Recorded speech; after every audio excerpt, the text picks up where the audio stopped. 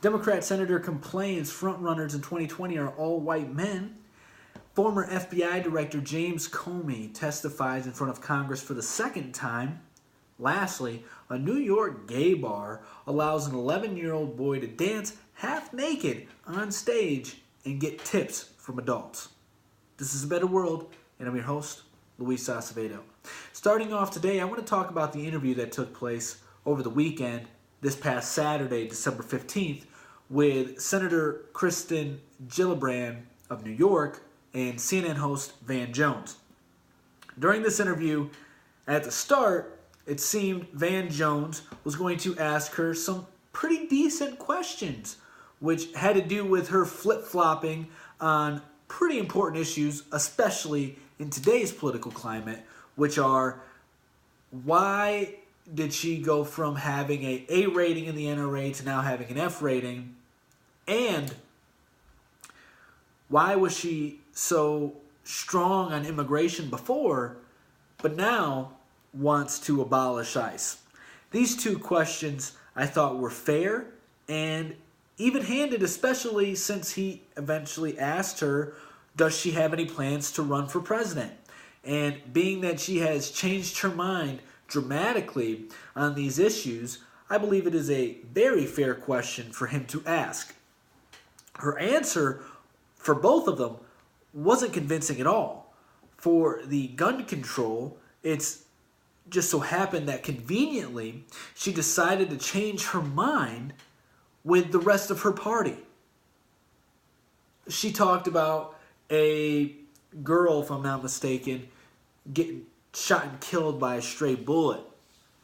Obviously, that probably affected her in an emotional way and had something to do with her belief, but it's not as if stray bullets weren't killing people before. And I'm not trying to justify that, because you can't justify that. I'm just pointing out that killings of random people have been taking place with guns for a long time. Although it's not as common as people would like to make it out to be, it happens. But just conveniently, you change your mind when everybody else in your party starts changing their mind. It doesn't really make sense. Just saying. Just pointing out that. It could be a complete coincidence, although I doubt it. I truly do, because she did the same thing when it came to immigration. Now she's talking about abolishing ICE. This is a new position her party is taking up. Conveniently, once again, she has changed her position on immigration to now wanting to abolish ICE. It makes you wonder, does she really care, or does she only care about power and retaining her seat in the United States Senate?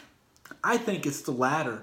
It's my personal opinion, obviously. I could be 100% wrong, and she could be a genuine human being. I just have a hard time believing it when you change your mind frequently and you say things like the female is the future is female and intersectional. When you say things like that, it makes me wonder if you actually care about the citizens of the United States, or you just care about power. Because you're completely excluding half of the country when you say the future is female. And I made this point before when I talked about her tweet, that I'm sure the future is only female for those females who vote for her. And if you don't vote for her and you're female, she won't care about you because you didn't help her get elected. As for the future being intersectional, what that implies is reconstructing our society to build a hierarchy of victimhood. I went over this before. Basically, she wants to put the white straight male at the bottom of the hierarchy and place any other oppressed individual higher than them, because the white straight male has had all the privilege throughout all time. You know, let's forget about the eastern half of the world. Let's just forget about that entirely. Let's not talk about the Ottoman Empire. Let's not talk about the Mongols. No, no, no, no, no. You know why we don't talk about it? Because it doesn't fit their narrative. When it is clear as day that in America, we all share equal rights. We have equal opportunity to pursue whatever career we want to pursue. If the society was a patriarchy, then she wouldn't be allowed to serve in the United States Senate. If she really believed that we have an oppressive nature and it's still around, she wouldn't have the opportunity to run for president of the United States. I mean, we wouldn't have a record-breaking number of females in Congress now. Not that it matters, because we shouldn't care about race or gender. That is the most shallowest thing an individual can do, is judge you based on your race or gender. Which is exactly what she does. That's why when Van Jones asked her, does it bother you that the front runners in your party are all white men? She said without hesitation, yes. And it's because she wants to reconstruct our society. As I've talked about numerous times, this is what the left wants to do. They want to completely dismantle everything that we have worked so hard to create. Because, you know, we live in an oppressive society, when in reality that is anything but true. The people who she doesn't think should be the front runners are Joe Biden, Bernie Sanders, and Beto O'Rourke. I'll give her Beto O'Rourke, although the thing is, all three of these individuals have received overwhelming support from the Democratic base. Her party base is who is voting these people to be the top three front runners. Nobody else. Not Republicans. Her own party. That just shows complete lack of awareness. Like, your party is the one saying this. And you're disagreeing with the base that you're hoping will put you in office. Yeah, that doesn't seem like the smartest strategy to me. It really doesn't. You know, and I just have to say this. Joe Biden was the former vice president.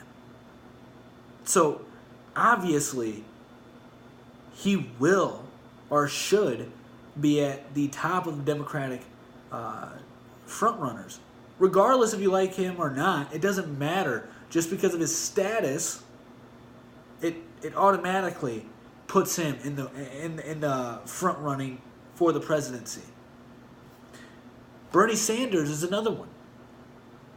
He was supposed to be the Democratic nominee last year, but if you remember, Hillary Clinton and the DNC completely, legitimately, actually, factually stopped him and stole the election from him. As for Beto O'Rourke, well, he's caught a lot of national attention over his loss for the senator seat in Texas, which he lost to Ted Cruz. And it's also a little strange that the Democratic Party really likes him, because they're the party that talks about cultural appropriation, and he's an Asian dude. He's an Irish dude with a Hispanic name. And it's not even his real name. It's a name he changed strictly for the election. So he's also just another person looking for power. I think Bernie Sanders is as well. I can't say the same about Joe Biden, but I think Bernie Sanders and Beto O'Rourke are two individuals who are just power hungry. I say Bernie Sanders only because of the fact, he spends six figures on flying in private planes and talks about climate change and CO2, drives an Audi R8, has, a few houses, never held a real job in his life until he got elected into public office, talks about socialism and redistributing wealth when he doesn't do anything to actually help that out besides talk about it. He can't come up with a real plan on how to pay for the $40 trillion idea he has. It's just all a way for government to get more power while he's in power, in my opinion. And Beto O'Rourke, if you're willing to pretend to be Hispanic by changing your name just to try and win voters in Texas, to beat an actual Hispanic, Ted Cruz, that's pretty low and desperate. So it seems pretty clear that the Democratic Party, the majority of them are just desperate to control your lives. Seriously. I don't think that's an exaggeration at all. So Senator Kirsten Gillibrand is just another power-hungry monster, in my opinion, that should definitely no longer serve in the United States Senate. But there's nothing you can do about it. She was voted in by her people. It's just sad that you can manipulate so many people to actually make them believe that you have their best interests at heart when you're willing to change your mind so frequently based on what your party says to believe.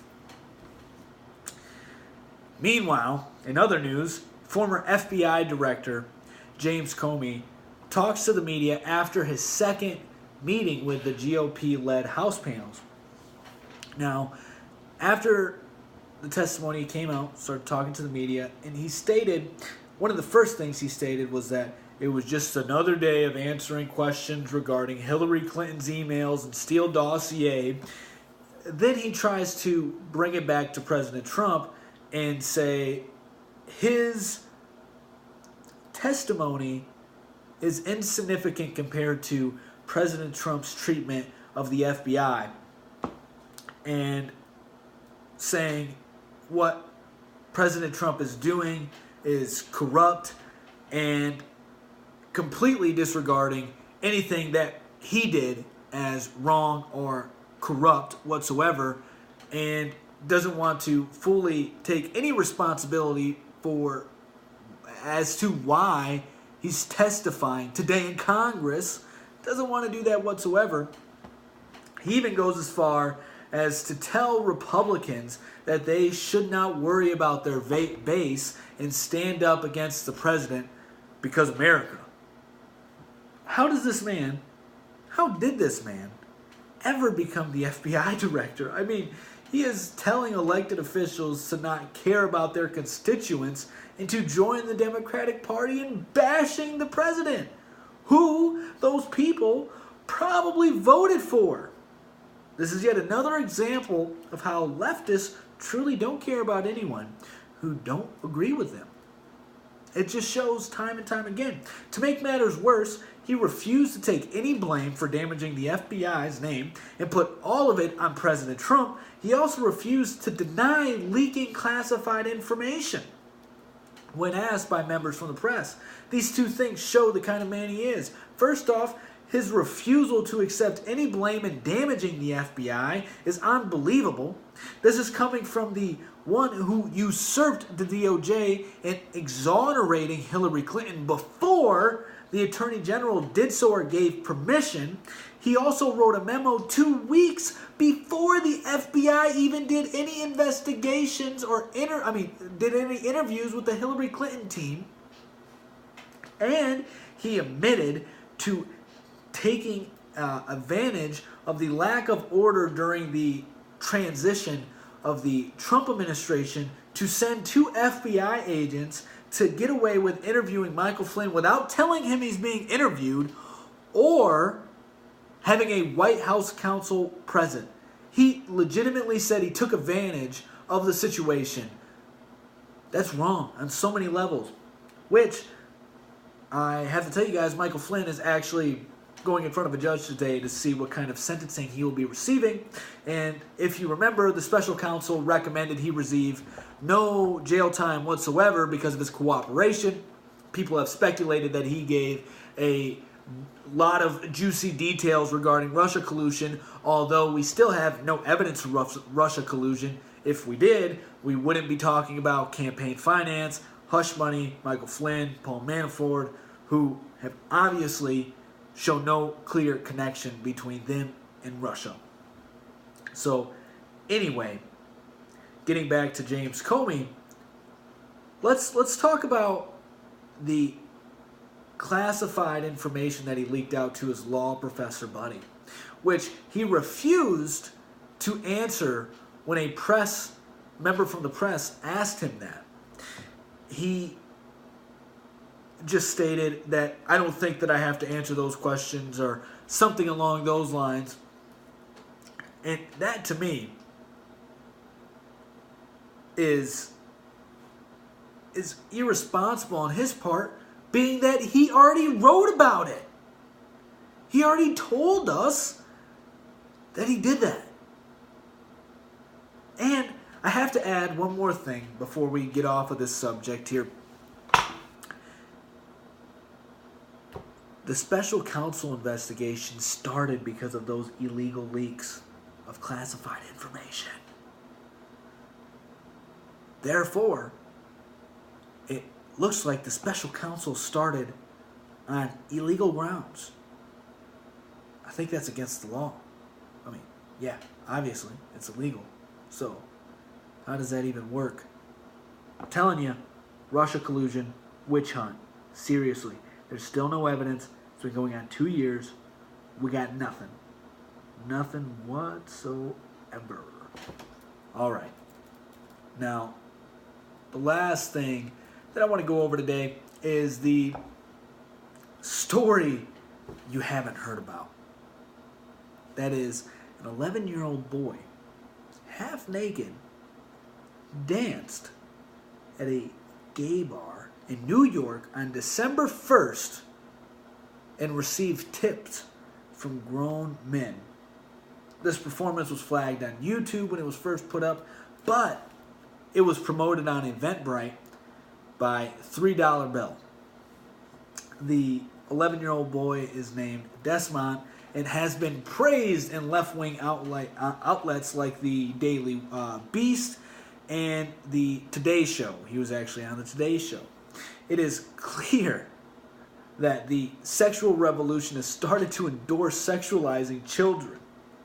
That means pretty soon I will not be surprised if we start seeing a movement to fight for pedophilia rights.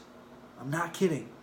And don't think my outrage just stems from the fact this is a boy, because it is quite clear that sexualizing children in general is horrible. That's why I think beauty pageants for little girls is unacceptable, or provocative dances from little girls either are too. It's unfortunate, but sex is becoming a staple in our culture. And it's because the left has controlled the culture pretty much since the 60s, and it has done nothing but negatively affect our society in the long run. For example, we have the no-fault divorce that started to take place in 1969, and that has caused the divorce rates to skyrocket, which in turn has caused more psychological problems on divorcee children and long-term issues for divorcee children. Now, we see that the divorce rate has gone down, but it's only because middle class or educated upper class people are getting married, and the working and poor class individuals are no longer doing so, because our society paints this fake picture of what love is, and that's where they get it from. It's very unfortunate. And this is where we are because of it. That no divorce fault is just one example of many. I can make a whole episode on why the revolutions in the 60s and the leftists taking over society have damaged America in the long run. But I want to get back to the topic at hand. This is all incremental steps we have taken to get to this very point where we have a gay bar allowing a half-naked 11-year-old to dance on stage in front of adult men and get tipped for doing so. Only in 2018 can we deem it okay to sexualize children. Who in their right mind, seriously, who in their right mind thinks it is okay to sexualize children in any kind of way? Children aren't sexual. They're innocent. Our society is telling them to be. It's wrong on so many levels. And this is what happens when you let the left take over. I have to add this as well. If the situation was flipped and this was a 11-year-old girl dancing half naked in front of a strip club where a bunch of men, grown adults, were tipping her to dance, we would be in outrage. We would be, but because this was a gay bar, it's part of the LGBTQ movement, we ignore it. The mainstream media doesn't care. This is disgusting. And I'm telling you, these are the stepping stones to allow pedophilia in our society. Be aware. Pay attention. Stay tuned.